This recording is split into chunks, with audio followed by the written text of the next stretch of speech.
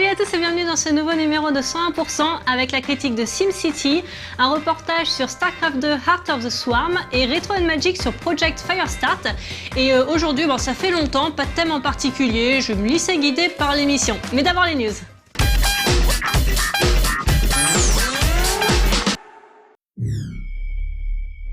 La guerre des consoles de la nouvelle génération est-elle ouverte? Avec l'annonce de la PS4, il semblerait bien que oui. Et pour le fabricant XI3, c'est évident que c'est le cas.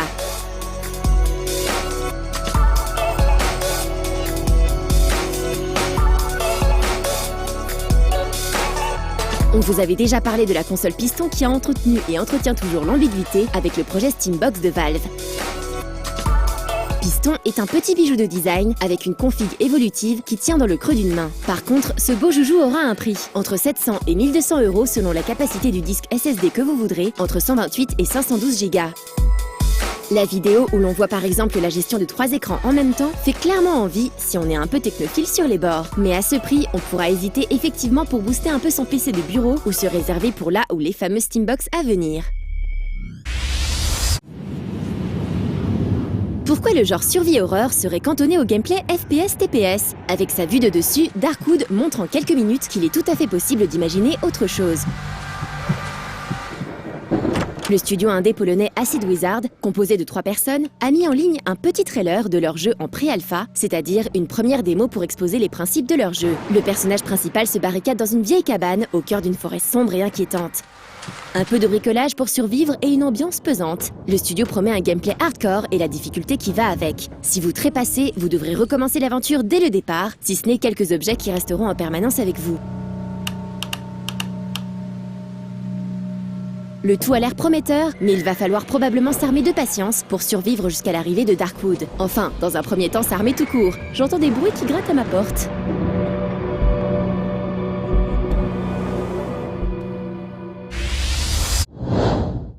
Durant son Nintendo Direct du 13 mars, Iwata Satoru, du moins pour son incarnation Kawashima Style, a annoncé l'arrivée durant l'été 2013 de la version 3DS de sa petite appli gratuite Flipnote Studio.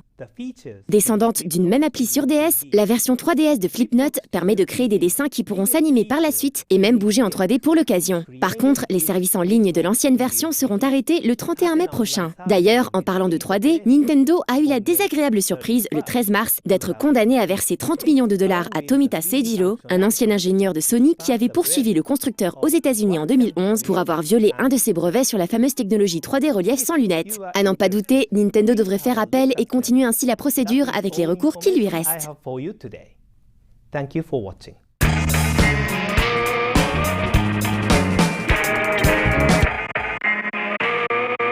SimCity, alors je me souviens quand je jouais à SimCity 2000 sur PC, donc tout de suite je pense à la fameuse vue de haut 3/4, le carré de terrain vide avec des points d'eau et du relief aléatoire. Alors on plaçait d'abord la centrale, les routes, les terrains, l'électricité, les canalisations pour que ça puisse se développer.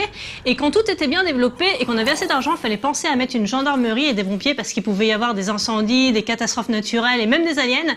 Puis surtout je me souviens de ma désillusion quand je voulais m'amuser à suivre les voitures sur les routes, mais que je me suis rendu compte qu'elles n'avaient pas un vrai parcours et qu'elles disparaissaient. Bon, bref, que leur parcours était répétitif, quoi. Allez, on regarde la critique.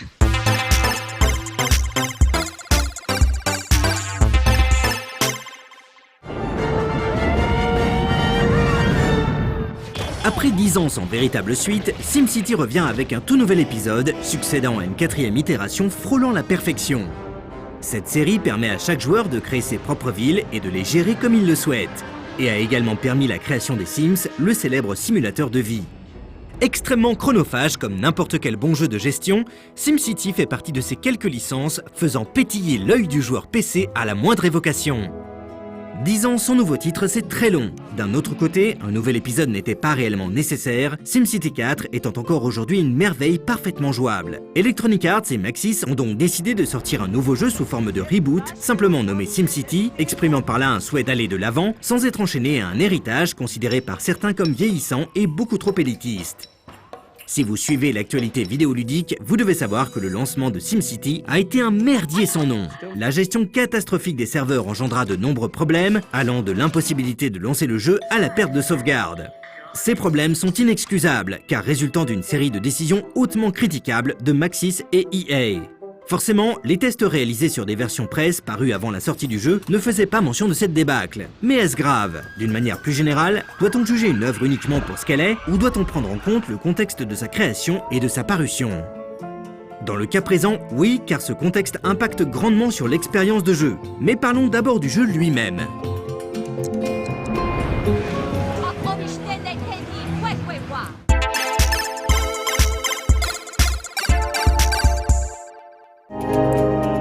Tout comme ses prédécesseurs, SimCity est un city builder, un jeu de gestion dans lequel on doit construire et gérer sa ville.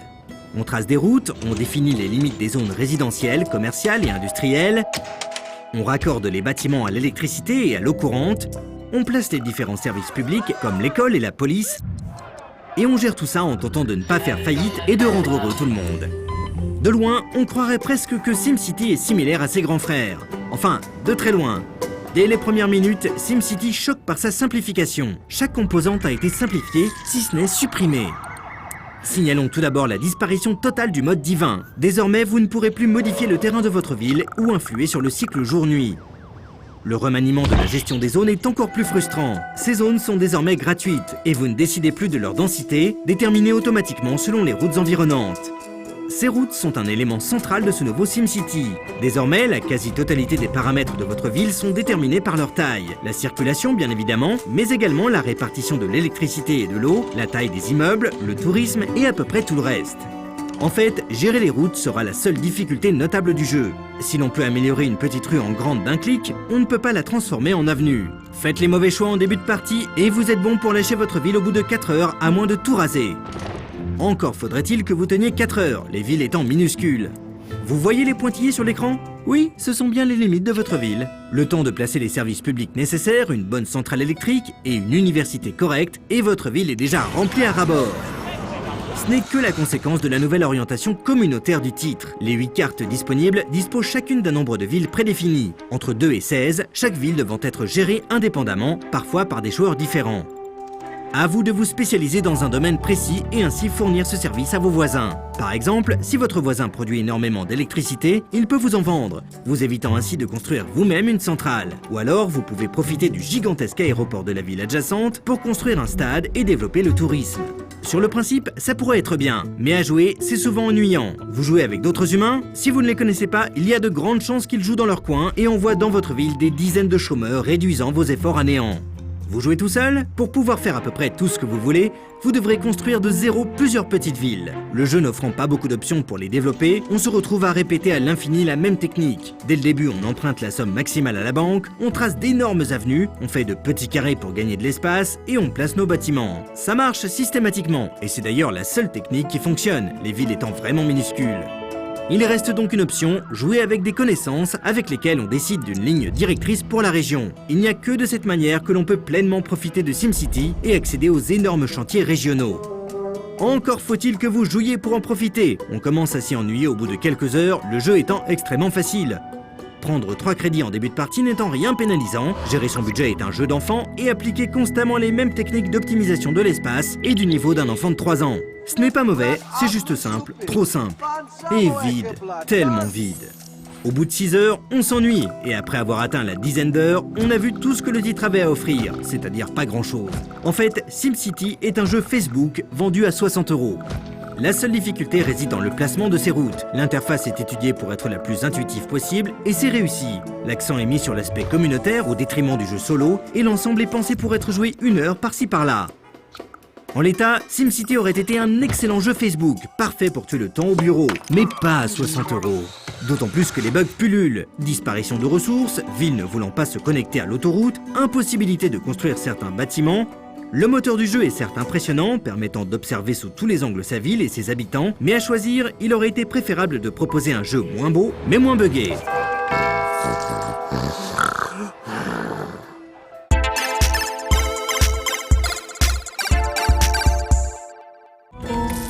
Comme nous vous l'avions indiqué au début de cette critique, SimCity souffre d'énormes problèmes liés au choix d'Electronic Arts de tout gérer en ligne. Il est tout simplement impossible de jouer hors ligne. Si vous voulez gérer votre région tout seul, vous devrez créer une partie privée.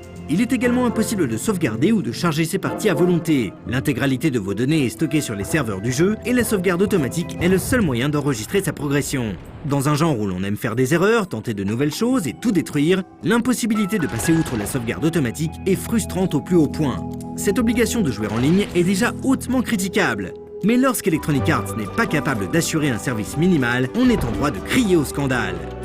Durant toute la durée du test, réalisé après la sortie du jeu, l'auteur de cette critique a été confronté à un nombre impressionnant de problèmes engendrés par la politique d'EA.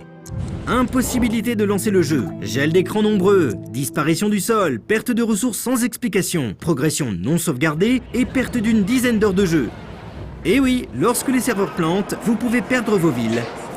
3 jours après son lancement, SimCity était tout simplement injouable. Mentionnons également la façon particulière dont Electronic Arts gère les crises. Afin d'alléger les serveurs, des fonctionnalités du jeu ont été retirées, dont la vitesse maximale, rendant le jeu encore plus soporifique qu'il ne l'est déjà. Si l'éditeur peut retirer à volonté des éléments de SimCity, demandez-vous si vous êtes prêt à acheter un titre susceptible d'être totalement modifié à chaque instant. Signalons également que les joueurs qui souhaitent se faire rembourser peuvent lancer la procédure durant les 14 jours qui suivent l'achat d'une version boîte, mais qu'aucun remboursement n'est prévu pour les versions digitales. L'attitude générale d'Electronic Arts n'est pas directement responsable de la médiocrité de ce SimCity, elle ne fait qu'empirer une situation déjà moyenne. Si le nouveau titre de Maxis est plutôt plaisant les premières heures, les problèmes mentionnés plus tôt gâchent totalement l'expérience. Même en mettant de côté ces problèmes, SimCity reste un jeu de gestion médiocre, forçant à jouer de la manière prévue par les développeurs. Si vous preniez du plaisir à voir votre petit village se transformer en mégalopole, ou si vous appréciez tout simplement de vous occuper d'une même ville pendant des mois, voire des années, ce jeu n'est pas fait pour vous. Vous êtes obligé de jouer en coopération ou de construire plusieurs petites villes pour mettre en commun leurs ressources. C'était déjà possible dans SimCity 4, ce qui ne posait aucun problème. Le souci, c'est que c'est la seule façon de jouer à ce nouveau SimCity. Le jeu est à l'image de ces villes, jetable. On y joue quelques heures, on s'amuse bien et on l'oublie aussi vite. Il n'est pas intrinsèquement mauvais, il est même plutôt fun et très joli si vous disposez d'un bon PC. Mais on ne s'attache jamais à ses créations et ce qui nous est proposé est à des kilomètres de ce que l'on trouvait dans SimCity 4.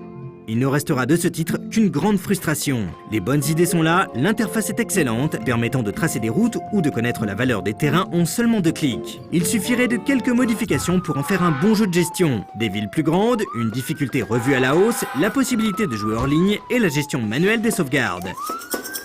Mais au vu des récentes actions d'Electronic Arts, il semblerait que ce ne soit pas près d'arriver.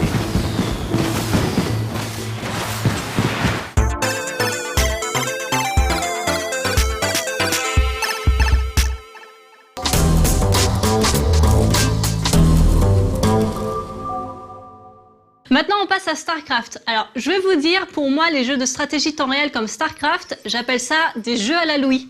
Alors, Louis, c'est mon petit frère, et quand on était petit, il passait son temps à jouer des jeux de stratégie, en particulier Command & Conquer Red Alert. Et moi, ça représente exactement le genre de jeu auquel je peux pas jouer, c'est trop compliqué, trop de réflexion, j'ai pas la patience pour, quoi. Et donc, à chaque fois qu'on voyait la pub d'ARTS ou qu'il en ramenait un dans le même genre, c'était « Ah, encore un jeu à la Louis !» Voilà, vous savez tout. Maintenant, on peut regarder les reportages.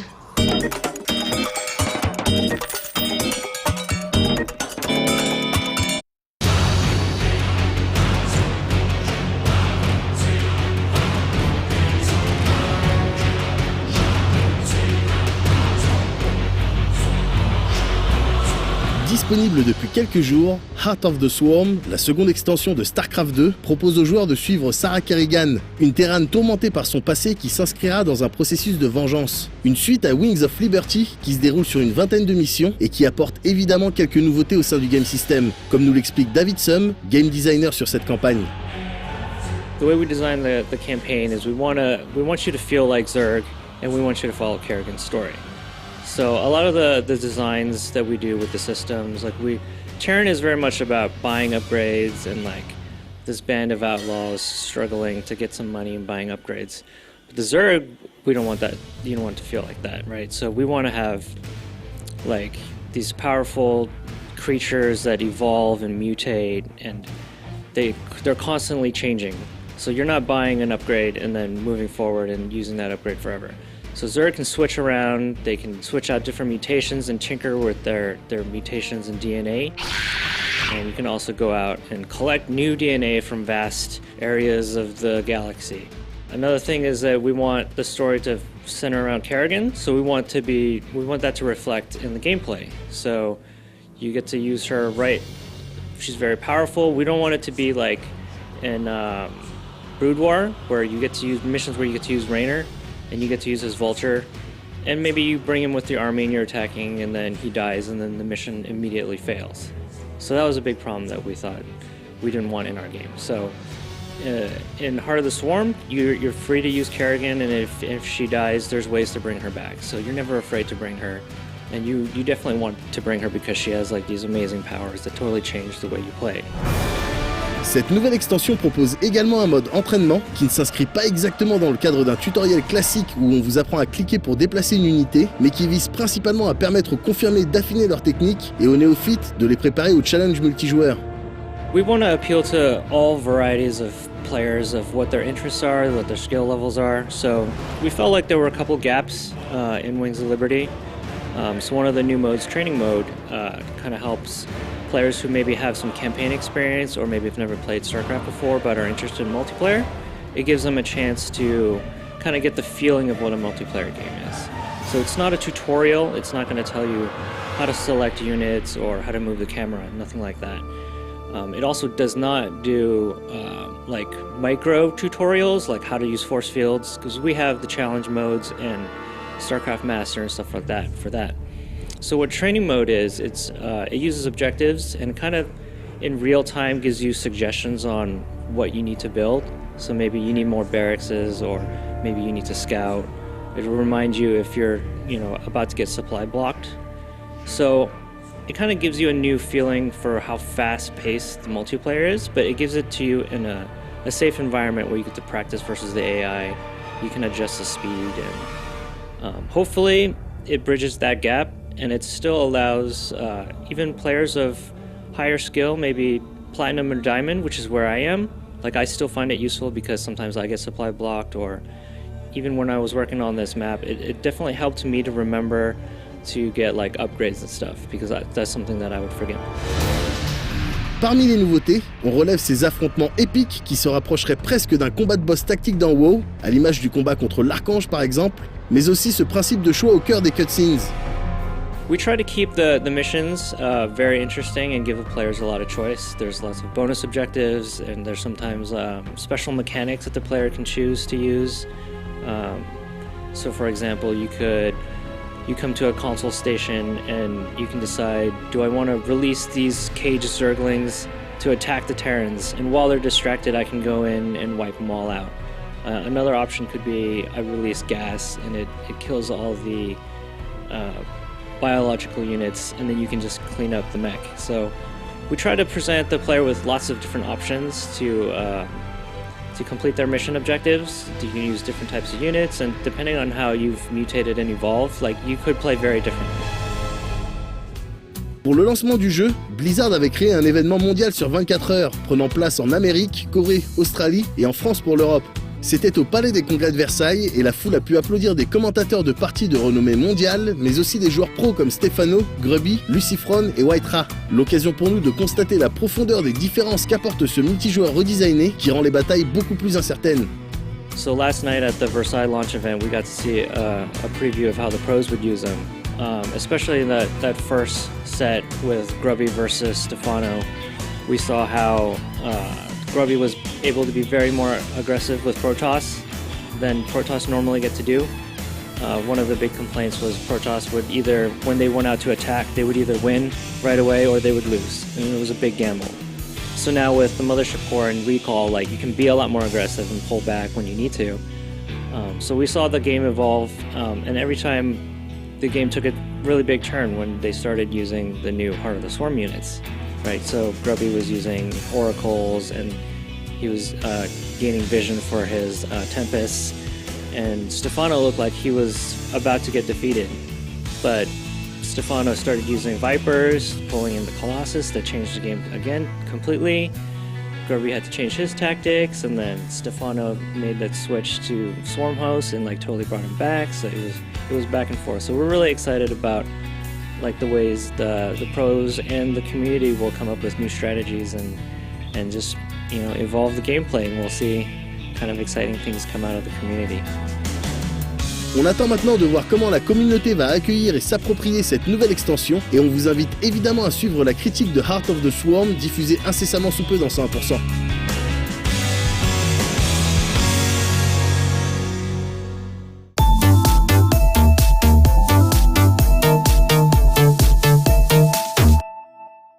Et maintenant, ça va être Retro and Magic sur Project Firestart. C'est l'ancêtre méconnu du Survival Horror. Et effectivement, je connaissais pas. Mais en parlant de Survival Horror, ça me fait penser à Walking Dead que je regarde en ce moment. J'aime beaucoup la BD, mais la série télévisée, enfin, dès les premiers épisodes, j'ai été déçue par les zombies qui courent et qui sont intelligents. Genre, le zombie est capable de monter à une échelle ou d'ouvrir une porte, alors que c'est pas du tout l'approche de la BD. Et puis, les personnages, enfin, les acteurs, franchement, je supporte pas Rick dans la série. Et puis, je sais pas, ça sent trop les clichés américains, c'est normal de tuer des gens, de tout savoir manier un flingue. Mais surtout, on a l'impression que le scénario est écrit au fur et à mesure des épisodes. Enfin, c'est l'impression que j'ai, c'est la sensation que ça me donne. Mais bon, il y a des côtés positifs aussi. J'aime bien les rôles de Michonne et Daryl, je les trouve intéressants et bien joués. Enfin bon, on n'a pas le temps de débattre sur Walking Dead. On va regarder Retro and Magic sur Project Firestart.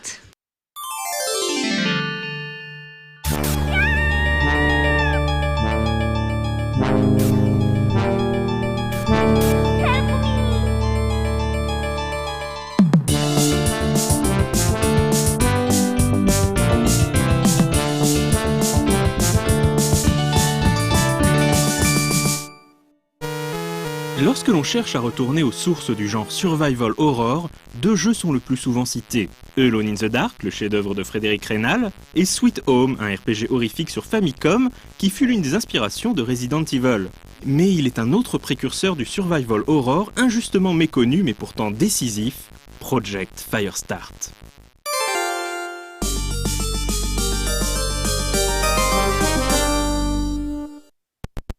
Dans la deuxième moitié des années 80, les jeux vidéo sont en pleine maturation.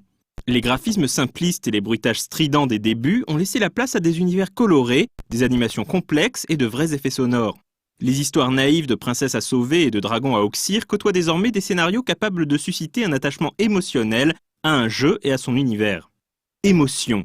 Ce mot sera l'étincelle qui embrasera l'imagination du studio Dynamix, mené par Jeff Tunnell et Damon Sly, et conduira à la naissance de Project Firestart. Tout est parti d'une question posée par Trip Hawkins, alors patron d'Electronic Arts. Est-il possible qu'un jeu vidéo puisse faire pleurer les joueurs ?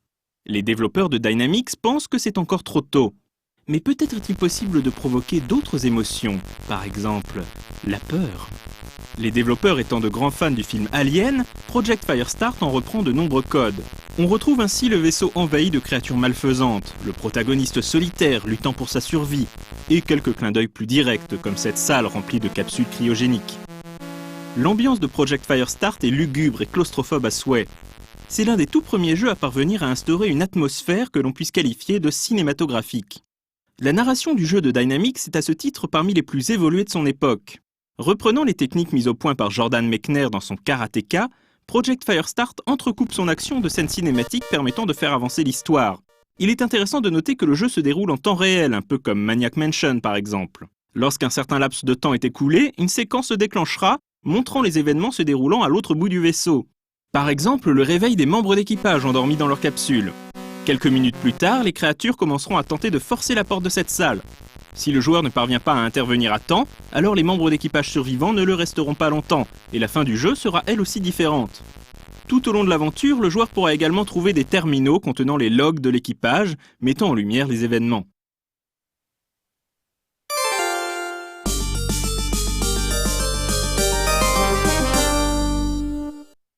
Nous évoquions plus tôt l'influence d'Alien, et cet héritage donne désormais lieu à une étrange coïncidence. En effet, le vaisseau où se déroule Project Firestart se nomme le Prometheus. Il s'agit d'un vaisseau laboratoire qui, en 2061, tente de concevoir des mutants capables de supporter les conditions de travail dans les mines spatiales. Mais voilà qu'un spécimen plus agressif que les autres parvient à s'échapper de sa zone de confinement et se révèle capable de se reproduire. En l'espace de quelques heures, toute communication avec le Prometheus est perdue. Le gouvernement envoie le joueur à bord pour découvrir ce qu'il s'est passé, sauver d'éventuels survivants et déclencher l'autodestruction du Prometheus.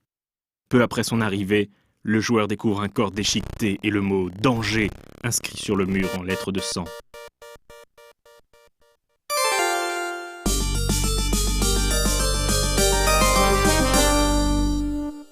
Outre la limite de temps évoquée plus tôt, le joueur devra également apprendre à se défendre face aux créatures qui rôdent dans les coursives, dont l'apparition est souvent aléatoire et annoncée par une musique angoissante.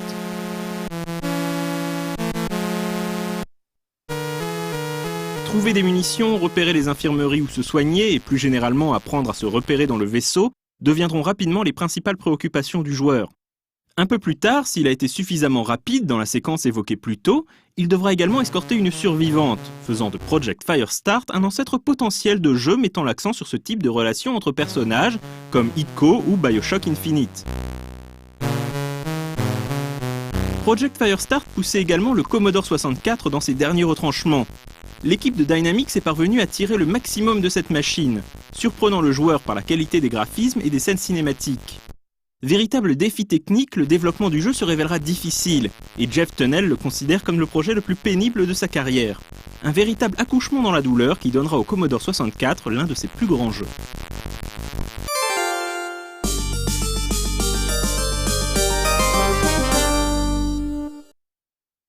Bien que méconnu, Project Firestart pose les bases du jeu d'horreur, mais également, plus généralement, du jeu d'action-aventure.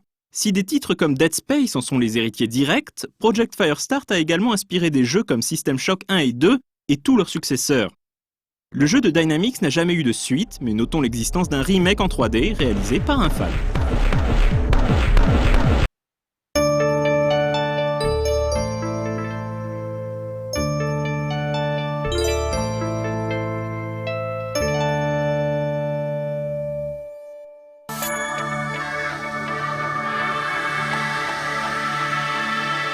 Et voilà, finalement on peut dire que c'était une émission souvenir et avis personnel. La prochaine fois on repart sur le Japon. Je vous dis à jeudi, d'ici là amusez-vous bien, ciao!